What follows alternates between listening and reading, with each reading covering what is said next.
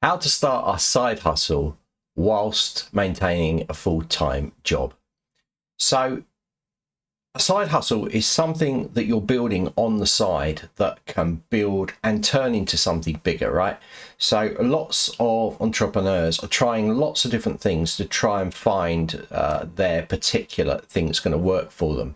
And this is where things can fall apart quite quickly, or you can't get on track quite quickly, because what you're not doing is you're not qualifying the demand for the particular thing that you're creating, right?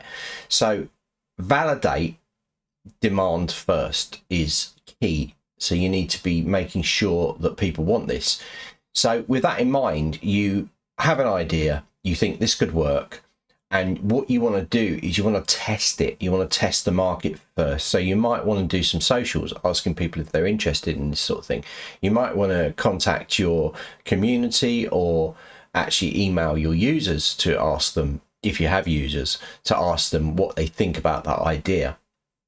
And this becomes a kind of route. Now, if you haven't got any users, you haven't got any followers or subscribers, it's all right. What you can do is you can put something together really quickly. You can put something together like a lead magnet, for instance. You could give top tips in that. You can produce this out very, very quickly within a few hours. And then you've got something to take to your social channels to ask people whether they're interested in this sort of thing, and to see that demand grow. If that demand starts to grow, you know you have an indication that this could be something that will work for you.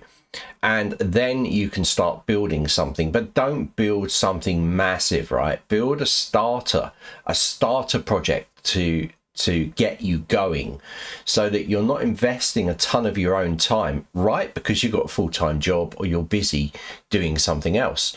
So you want to make sure that you're doing it in these stages. So first, test that market, build something small, a first step, and turn it into a repeatable lead generator, right? So you can keep reusing that to find out the demand. You can then refine this as you go through. And this is one of the biggest things. In fact, this is the first takeaway, and it's probably the only takeaway you need with this, is validate first, build small, turn it into a lead generator. If you haven't got an audience, see how it responds before you go full in and create a lot of time and maybe spend a lot of money on something that you don't know that works in the first place. This is not just relevant to side hustles, right? This is relevant to anything. Even if you're a successful course creator and you're bringing something out, then, or a successful creator or business, you're bringing something out. So you want to start small, right? Business wouldn't get a ton of stock in on the latest I don't know, cuddly toy, for instance. They would do a small order first to see how that sells before buying a larger audience. So it works in all scenarios for business. You want to test that market first before you move on. Now, I've created a full blog post on this that you can read through at your leisure, and it tells you all about the uncomfortable truths. The market doesn't care about your side hustle goals, right? It just, all the market cares about is the value that you bring in it, the transformation you bring in it. So if you just come up with something, it could be completely wrong, right? It might be right, you might get lucky, but why spend all that time at the beginning if something's not going to work for you? This is part of a system first approach, right? So this is how I build with this stuff. You're using systems to rinse and repeat stuff. In that way, you don't have to think. You just know that that's the steps I need to go through. Okay, let's do that, let's do that, let's do that, let's do that. You're not like making stuff up in your head to move forwards, all right? So this is really important for you guys to understand. So if we look at everything is downstream from lead generation. So what does this mean? So if you have no lead, it equals no data. So if you have no data, it equals no product or market fit, okay? So no fit, you work harder on the wrong thing, right? That's it in a nutshell, and I sum that up right at the beginning. So by actually getting performance, by actually getting data, you're actually saying, yes, this works, I can move forwards through this stuff, right? So again, like I will mention a few times, check the blog out, because you can just go through this in your own time, right? So what you're also going to find is that we try and break away from this, and you'll hear me mention this in many videos, this money to time equation.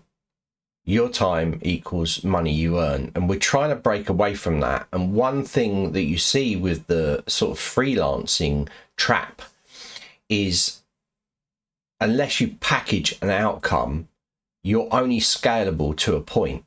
So what does that mean? That means that if you have 10 clients a day and you're charging, let's say, $100 per client, so 10 a day, $100, so you're earning 1,000, okay, which is good, but that's a cap, right? And that's for a 10-hour day.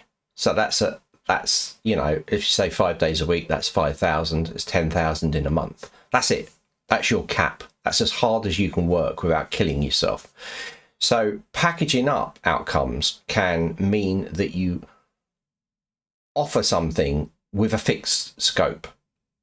So you could have, for instance, 100 people come into a training over 3 days, and those training sessions might be 4 hours a day. So that would be 4, 8, 12 hours of your time at 1,000, or let's say 500, right? For 100, already you're surpassing that goal, and you've reduced the time, so you've broken that money equation.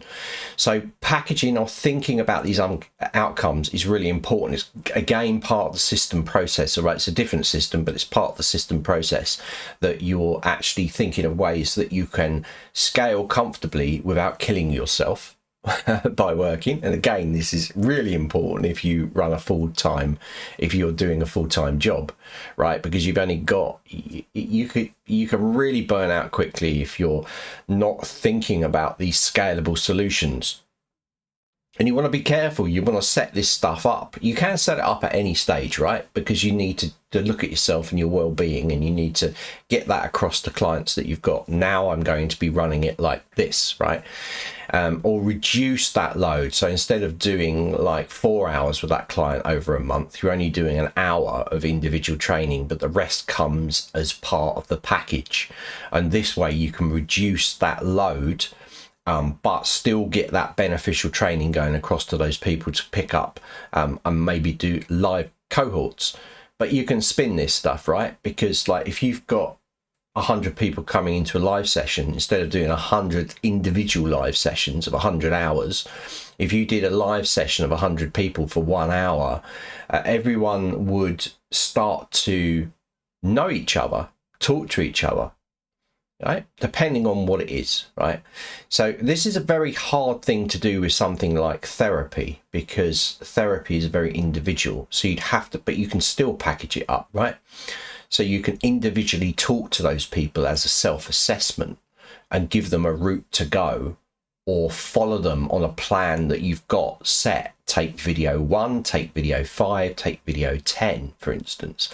This will solve your solutions, and then I'll have a check-in with you the following month on the Monday, right? So that would then save you spending all of that time, but still have a cohort of people. So you can make it work with whatever industry. And I'm talking about therapy because it's probably the hardest one, because it's a very sensitive subject. Lots of those kind of therapy fields. If you're more of a life coach, you know, again, that could be the same thing, individual challenges, but generally you'll find a theme that runs through that you can stick to, and you could really niche down on that and make that your speciality rather than generalizing, okay, which is a completely different thing we're talking about. So you can do this, but you need to look at demand. You need to build something small and then build up to that based on the data. And I've given you loads of information in the blog, guys. I suggest you check it out now, but I've given you the crux of the matter here, the most important element of it. And you can read more about this stuff inside of the blog itself, which you'll find in a link in the description. Guys, take care. See you soon.